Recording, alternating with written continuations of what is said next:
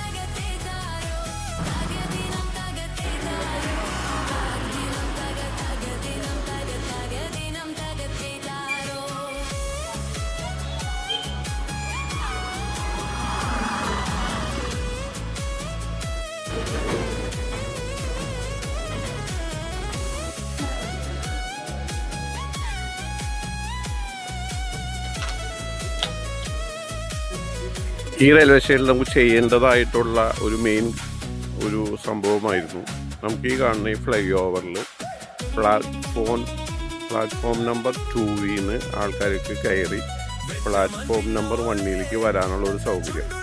ഇപ്പം അങ്ങനെ ഒരു സൗകര്യം ഇല്ല. ഇതിപ്പോൾ ഈ ചാലക്കുടിക്കാർക്ക് നമ്മുടെ റെയിൽവേ സ്റ്റേഷൻ്റെ ലെഫ്റ്റ് ഭാഗത്തു നിന്നും റൈറ്റ് സൈഡിലേക്ക് പോകാനുള്ള ഒരു സൗകര്യം മാത്രമാണ് ഈ ഓവർബ്രിഡ്ജ് വഴിയുള്ളൂ. അതുകൊണ്ട് നമുക്ക് തൃശ്ശൂർ ഭാഗത്തേക്ക് പോകുന്ന ആൾക്കാർക്ക് നമ്മുടെ ഇവിടുന്ന് അങ്ങോട്ട് കടക്കാനും അവിടുന്ന് ഇങ്ങോട്ട് കടക്കാനും ഭയങ്കര ഒരു ബുദ്ധിമുട്ടുള്ളൊരു സംഭവമാണ്. അപ്പോൾ ഇതാണ് ഇനി നമുക്ക് ചെയ്യേണ്ടതായിട്ട് നമുക്ക് ചാലക്കുടി റെയിൽവേ സ്റ്റേഷനിലുള്ളത്.